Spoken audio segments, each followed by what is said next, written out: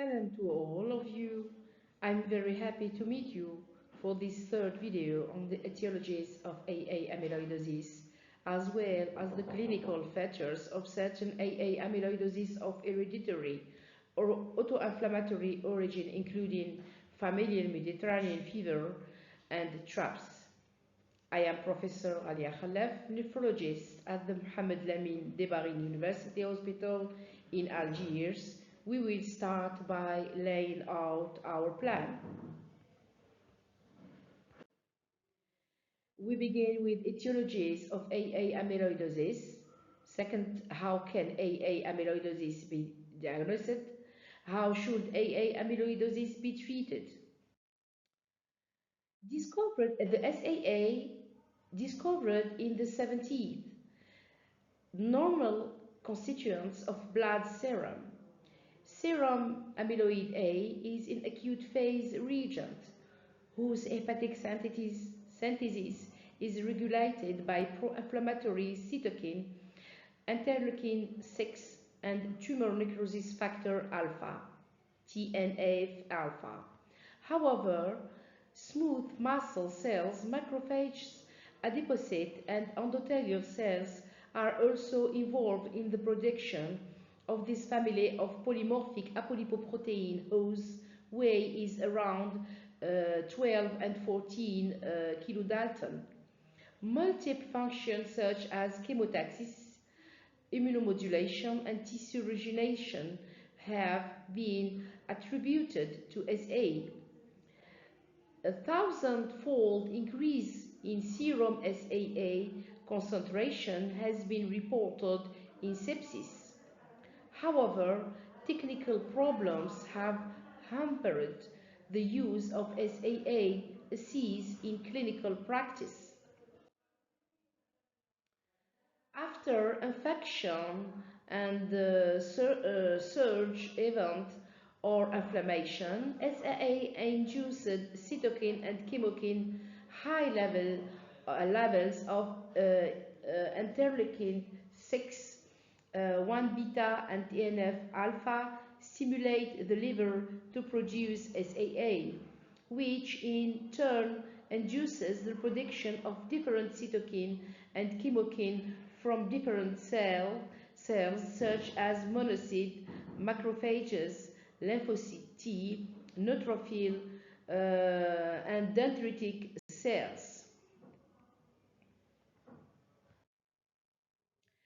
The dosage of the two biological techniques to measure the importance of inflammation, CRP as well as SAA, which are almost identical by the first, is very indicative in acute, and the second in chronic inflammation. What are factors influencing SAA elevation? There are autoimmune disorders, obesity, malignancies, chronic disease, inflammatory disease, and infection. Other, like diabetes and cardiovascular disease and non-alcoholic fatty liver disease. What are the clinical signs of AA amyloidosis? Asthenia and anorexia are no specific but very, and edema of lower limbs are frequently observed. Specific signs are renal damage with pure nephrotic syndrome and digestive damage, which is always present by maybe asymptomatic at the first. Water may reveal systemic amyloidosis and may precede renal involvement by years.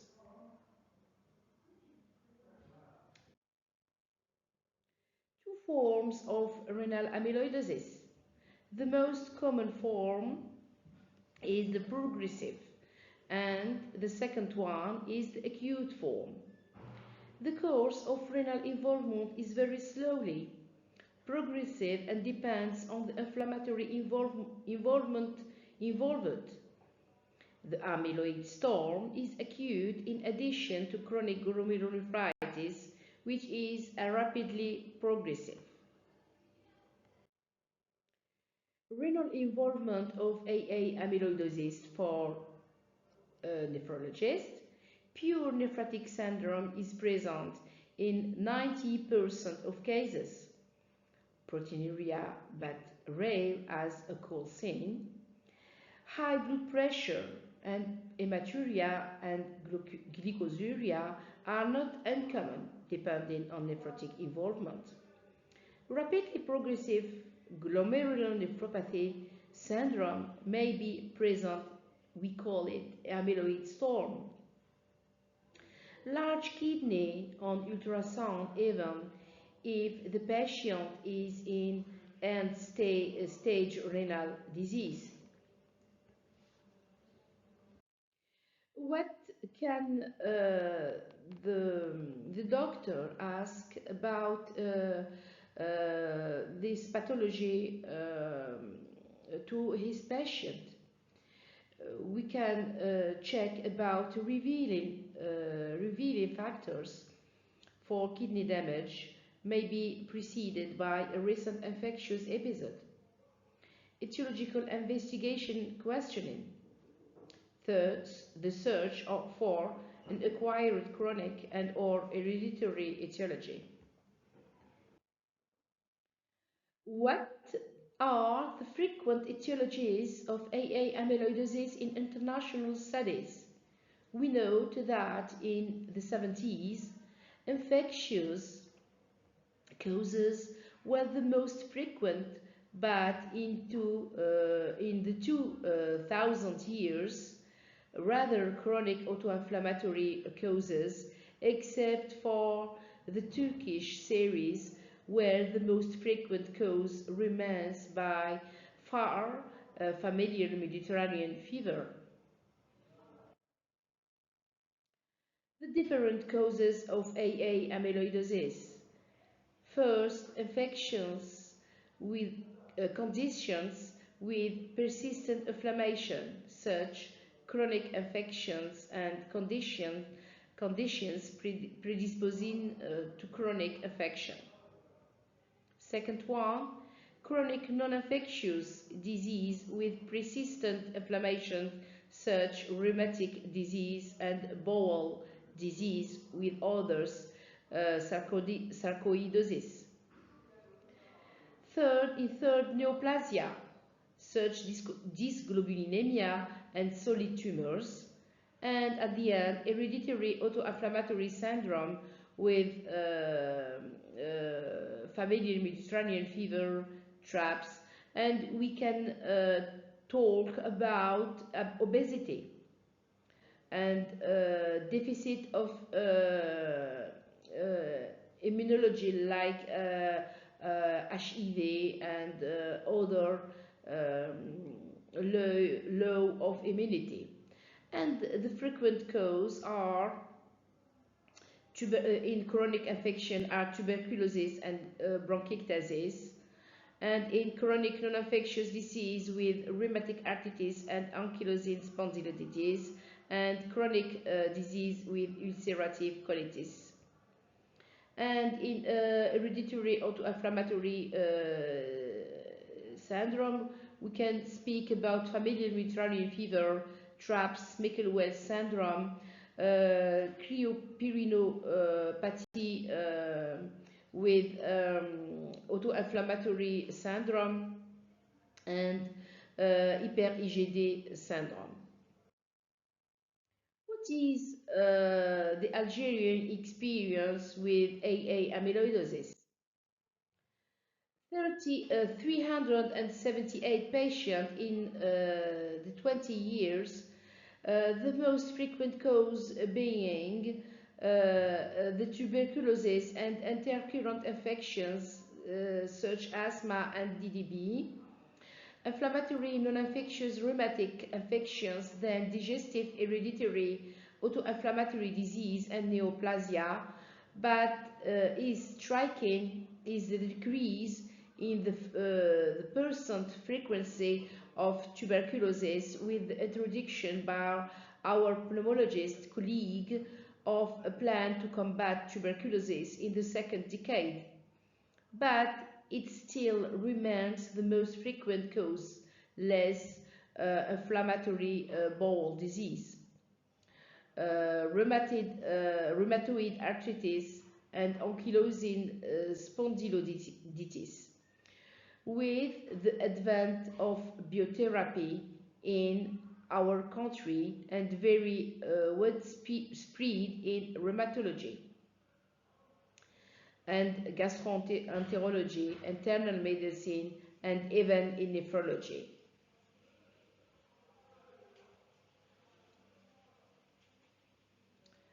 In the other picture, the importance of association of chronic inflammatory disease and infectious disease is 3% of the patient who have tuberculosis with other inflammatory disease, chronic inflammatory disease. For the amyloidosis secondary to hereditary autoinflammatory disease, or AID, we can speak about familial Mediterranean fever, TRAPS, Michelwell syndrome, cryopyrinopathy associated with periodic syndrome, and FAPA.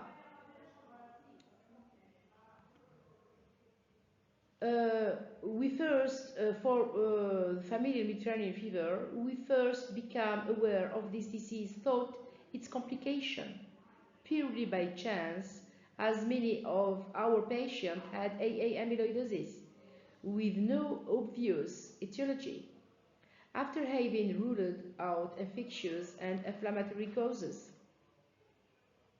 And a TRAPS, which was also purely by chance. When looking for familial Mediterranean fever, we came across a TRAPS family. Familial Mediterranean fever, it is an inborn autoinflammatory disease, autosomal recessive. Mutation of the Mediterranean fever gene encodes nearly 400 variants. Population with a high prevalence of the disease are non-Ashkenazi Jews, Turkish, Armenians, and Arabs. The most frequent variant here in our country is in the exon 10, and it is M649E. And FMF is originated in the Middle East with the invasion of the Ottoman, the Silk Road.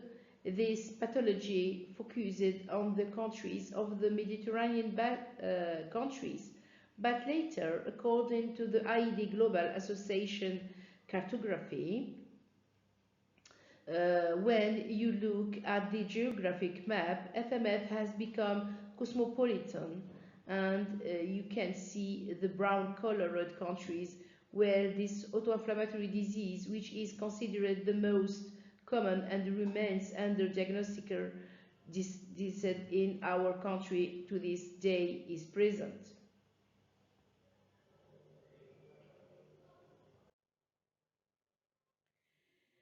Fever present in 50% of the patient, in childhood patient, and after age 30 in less than 5%. We also abdominal pain in 95%. We have arthralgia and arthritis, unilateral pleuritis. We have myalgia, pericarditis, and pseudoerysipelas. For the biological parameters, we have CRP, elevated of CRP, sediment rate elevated, hyperleukocytosis with polynuclear neutrophil, thrombocytosis, and inflammatory anemia. Always consider when family history of familial Mediterranean fever, vulnerable ethnic origin, Arabic, Jewish, Berber, early age of onset, under 20, seizures with spontaneous resolution, absence of symptom between seizures or attacks, severe seizures requiring bed rest, presence of PNN, hyperleukocytosis, and acute inflammatory workup, history of laparotomy or appendectomy without pathology, episodic proteinuria or hematuria, and consanguinity of parents. These are the simplified Livni criteria. They are clinical criteria. We have major criteria and minor criteria. For major criteria, we have typical recurrent attacks, peritonitis, pleuritis, unilateral pleuritis, monoarthritis, isolated fever, and incomplete abdominal attack. For minor criteria, we have incomplete access affecting one or more of the following sites, like thorax, joint, pain in lower limbs on exertion, or favorable response to colchicine therapy. Positive diagnostic of FMF if presence of one major criterion or presence of two minor criteria. For pediatric criteria, we have positive diagnosis if presence of two criteria, fever, abdominal pain, attack chest pain, attack arthritis, or oligoarthritis, and family history of familial Mediterranean fever.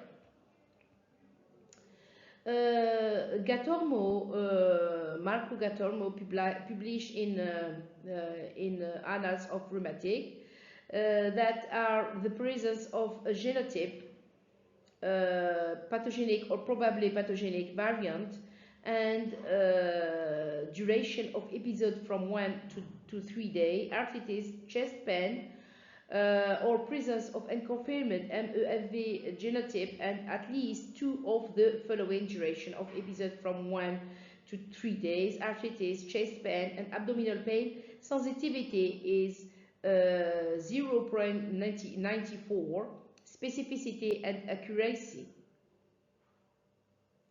Then we have clinical and in our country we have amyloidosis, AA amyloidosis, and a lot of criteria, clinical criteria of familial Mediterranean fever, but we have to do the genetic confirmation for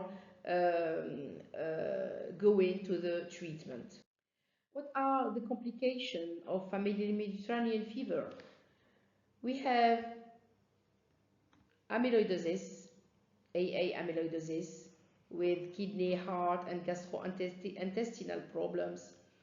We have infertility with recurrent inflammatory or peritonitis and orchitis. We have peritoneal mesothelioma. We have osteoarthritis of the large joint, and we have psychological impact and social impact. How to treat an FMF in attacks? We can give non-steroidal anti-inflammatory. We can give analgesics, provides pain relief, and corticosteroid that reduces severe inflammation. What background treatment should be prescribed for familial Mediterranean fever? We have to give colchicine, a traditional and widely used treatment for familial Mediterranean fever, known for its effectiveness in reducing inflammation and preventing attacks. And we have also biotherapy, anakinra in our country, and we can give 1.5 milligram per kilo per day in the case of colchicine resistance or clearance of creatinine, under 30 milliliter minute. Amyloidosis to hereditary autoinflammatory disease.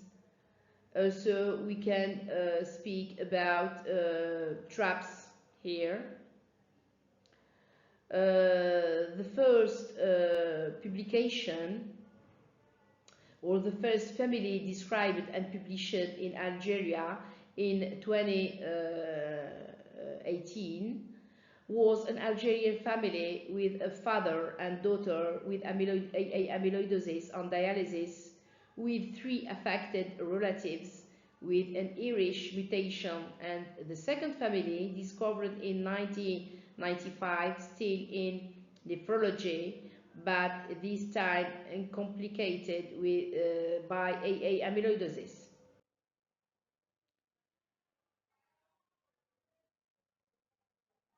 TRAPS syndrome and are defined as an autoinflammatory syndrome due to a deficiency of TNF receptor 1, is an extremely rare disease, incidence 1 under 1 million, linked to dominant missense mutation between exon 2 and 4 of the TNFR SFN1A gene. The attacks last between 10 to 50 days, and the first cases described a patient with Irish and Scottish ancestry. Other populations are French, Italian, Sephardic Jewish, and Ashkenazian Armenians, Arabs, and Kabyle from the Maghreb. Fever is present in 60%, arthromyalgia in 69%, abdominal pain in 70%, skin manifestations by migratory rash, pseudocellulitis, urticarial lesion and segmental edema, ophthalmic signs by periorbital edema, and cervical lymphadenopathy in 26%. What is the treatment of TRAPS? Anti-interleukin-1 therapy by anakinra and canakinumab. In our country, we give anakinra by 1.5 milligram kilo per day with titration as required. And TNF inhibitor, usually etanercept, but we haven't this drug in our country. Corticosteroid, prednisone, 1 milligram kilo by day, but when we give this treatment, we have then more or also CRP elevated, but clinical sign disappeared, but CRP always elevated. In this slide, I have described the age range of onset of each autoinflammatory disease. This information is very interesting to decide which is the type of autoinflammatory disease. A table summarizing the various specific parameters of each hereditary autoinflammatory disease. We have described here the mode of transmission, the gene in question, the specific protein, the duration of the attack, the percentage of progression to AA amyloidosis, and once a positive diagnosis has been made, the type of treatment to be prescribed for each ID, hereditary ID. How to deal with AA amyloidosis? Proposed diagnosis algorithm for AA amyloidosis and published in HAS 2020 by Gilles Grato and Sophie Georgia Lavial. When we suspected amyloidosis or AA amyloidosis, we can do pathological evidence essential, immunohistochemical typing and concluding AA amyloidosis. Is the CRP and or SAA high, and have they been high in the past? We look for the most common causes of AA amyloidosis: frequent inflammatory disease, frequent chronic infection, tuberculosis, bronchial dilatation. Search for rare but monogenic causes: FMF, TRAPS, CAPS, or chorioretinopathy associated with periodic syndrome, obesity. Consider mixed causes: associated tuberculosis with obesity, associated FMF with tuberculosis. Find optimal treatment depending on the cause: autoinflammatory, antibiotic, chemotherapy, etc. Treatment of AA amyloidosis. I have correctly represented SAA as the lava secreted during acute inflammatory access and its elimination into the bloodstream and its subsequent deposits in solid form in the various organs. The aim is to stop the hepatic synthesis of SAA and those by antibiotic, anti-inflammatory drugs, anti-cancer drugs, and anti-inflammatory drugs. I am coming to the end of this third video. Thank you for your interest in this subject. Go to your keyboards for your questions and comments. It's with great pleasure that I'll answer your questions again. I see you in another video. On this I say take care and see you next time. Bye.